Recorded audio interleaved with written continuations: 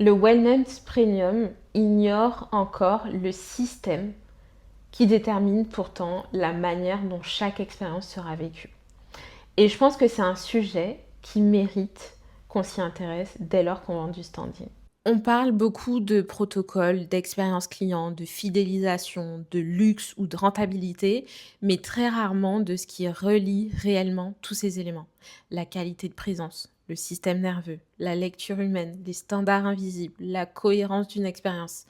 Bienvenue dans Empreinte, je suis Mélanie Chiraud et ensemble, nous allons explorer les mécanismes invisibles qui transforment un soin, un lieu ou une expérience en souvenir durable dans le wellness premium. Aujourd'hui, en préparant cet épisode, je me suis rendu compte que tous les acteurs de l'industrie parlaient de l'importance de la structure, de la rentabilité, de turnover, mais absolument pas de système nerveux, de cohérence du système, d'intelligence émotionnelle dans le wellness premium.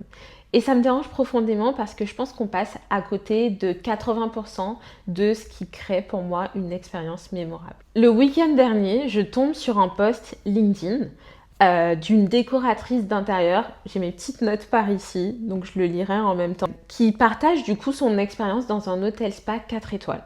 Elle raconte son arrivée en fin d'après-midi.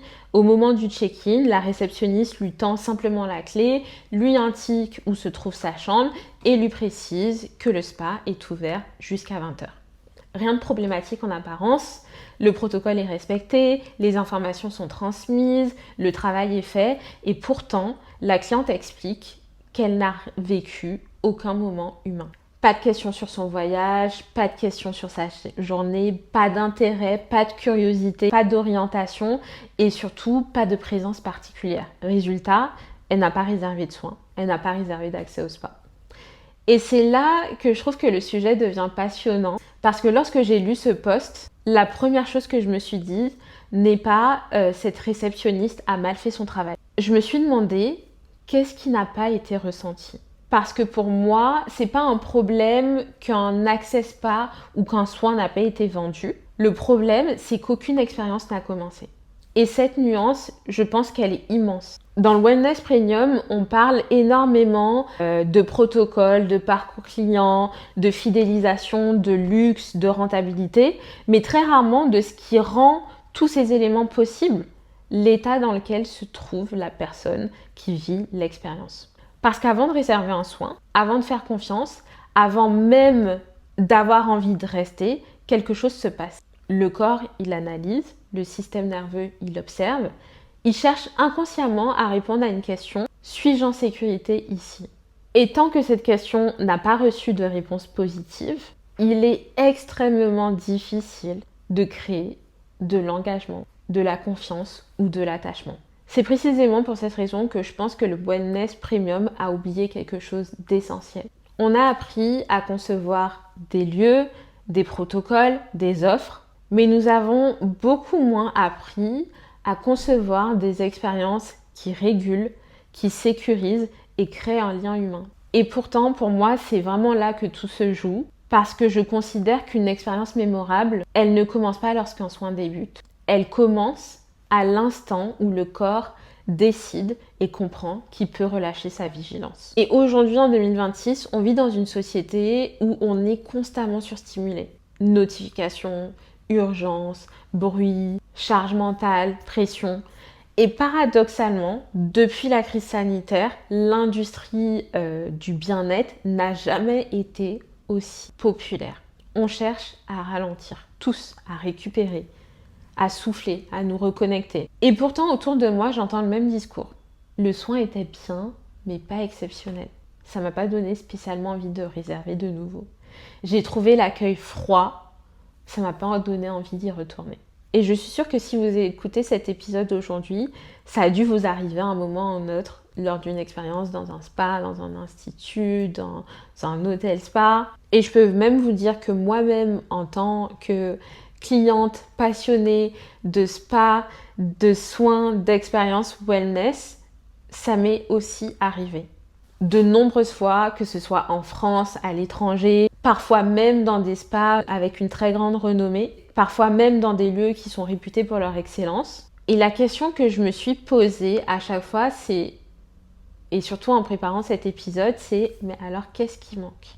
Et je crois que ce que l'industrie peine encore à comprendre, c'est que l'envie de revenir ne se crée pas uniquement dans la tête. Elle se crée d'abord dans le corps. Parce qu'avant d'évaluer un lieu, un soin, une personne, notre système nerveux évalue une chose essentielle. Est-ce que je peux me détendre ici? Est-ce que je peux relâcher ma vigilance?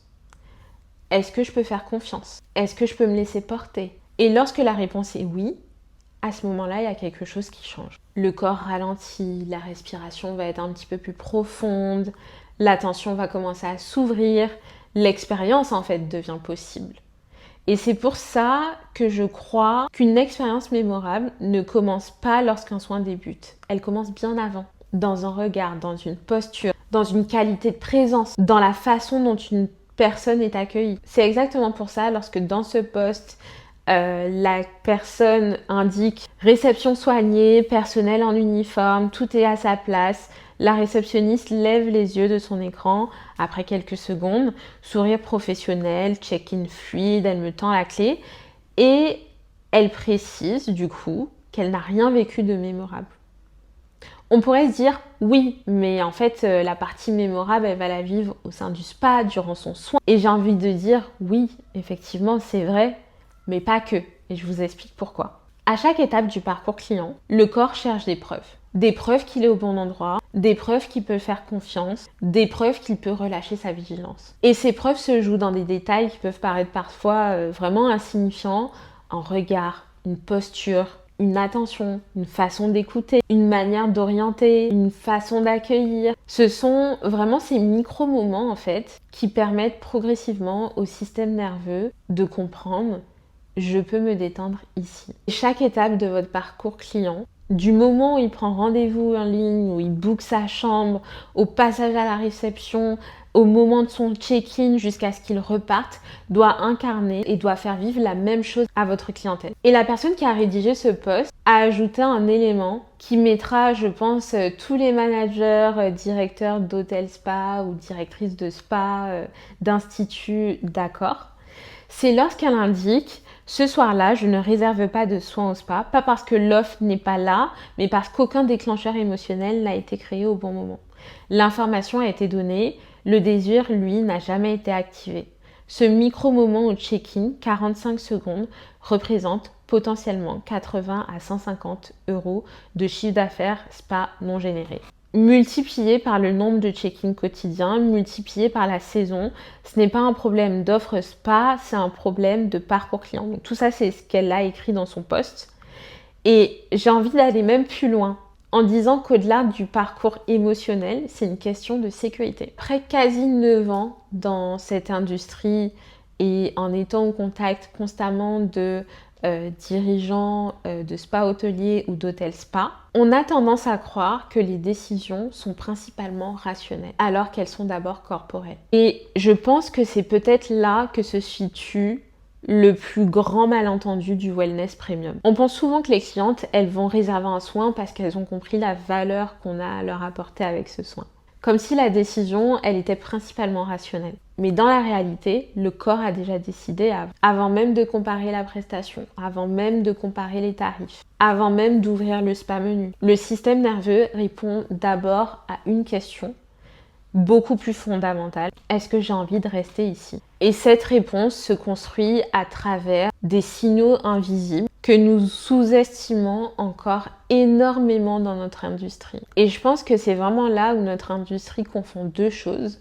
Le standing qui est visible et le standing qui est ressenti. Pour moi, un uniforme impeccable, un map magnifique, un protocole parfaitement exécuté, ça crée pas automatiquement une expérience haut de gamme. Et je pense qu'il y aura plein de personnes qui seront pas forcément d'accord avec ce que je vais dire. Mais pour moi, le standing ne se voit pas uniquement. Le standing, il se ressent. Et ce ressenti dépend énormément de la façon dont le corps vit l'expérience. Et c'est peut-être pour ça que certains lieux très simples paraissent extraordinairement accueillants, versus certains lieux qui semblent hyper magnifiques, mais qui laissent presque une sensation, presque une impression de vide au final quand on y va. C'est parce que le luxe ne se mesure pas uniquement à ce que l'on montre, il se mesure aussi à ce que l'on fait ressentir. Et je pense que c'est précisément pour ça que j'ai trouvé ce post intéressant, parce qu'il nous rappelle que ces détails que nous qualifions souvent d'humain, d'émotionnel ou de relationnel ont également un impact économique. Lorsque dans son post, cette personne parle de 80 à 150 euros potentiellement non générés pour un simple check-in, elle met en lumière quelque chose que j'observe constamment sur le terrain. Les plus grandes pertes ne sont pas toujours visibles. On les mesure souvent aux soins vendus, au chiffre d'affaires, au taux d'occupation, mais on mesure rarement les expériences qui auraient pu exister et qui n'ont jamais commencé. On mesure rarement les clientes qui auraient pu réserver, les clientes qui auraient pu revenir, les clientes qui auraient pu recommander l'établissement. Et pourtant, pour moi, c'est souvent là que se cachent les pertes les plus importantes, parce qu'avant d'être un sujet de parcours client, la qualité de présence, c'est aussi un sujet de rentabilité. Et je pense qu'en regardant ce post, il y a beaucoup de personnes qui vont se dire « Oui, mais en fait, ici, c'est juste une question de « j'ai pas eu envie de réserver parce qu'elle m'a pas fait me sentir bien accueillie ». Et en réalité, ce n'est qu'une infime partie qui joue réellement dans le fait de réserver une expérience bien-être ou une entrée au spa. Ce que je vois, moi, de mon côté, c'est une réceptionniste qui n'a pas su créer les conditions permettant au corps de cette personne de progressivement baisser sa garde. Pas suffisamment pour qu'elle se sente comprise, pas suffisamment pour qu'elle se sente entendue, et surtout pas suffisamment pour qu'elle ait envie de prolonger l'expérience. Parce qu'au fond, réserver un soin, c'est pas juste une décision d'achat. C'est une décision d'engagement, c'est accepter de rester, c'est accepter de prendre du temps pour soi et de se laisser accompagner. Pour cela, le système nerveux doit déjà avoir reçu suffisamment de signaux lui indiquant qu'il est au bon endroit. Parce que pour moi, l'expérience client ne commence pas à partir du moment où le soin commence. Elle commence lorsque le système nerveux commence à se sentir en sécurité.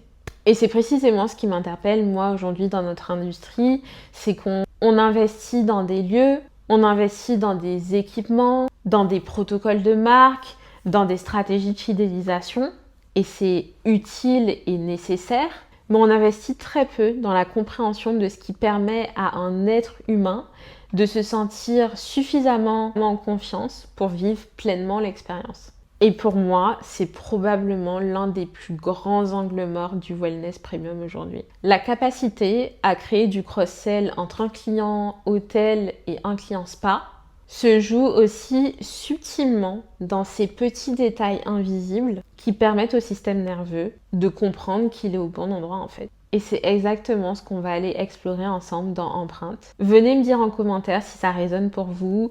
Venez me dire aussi si vous avez déjà été cliente et si vous avez pu expérimenter ça. Et on se dit à bientôt pour un prochain épisode.